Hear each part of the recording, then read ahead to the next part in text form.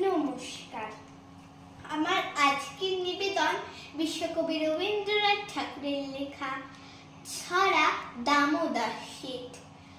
অল্পেতে খুশি হবে দামোদর শীত কি মুরগির মোয়া চাই, চাই ভাজা ভেটকি, আনবে কটকি জুতো, মটকিতে ঘি এনো,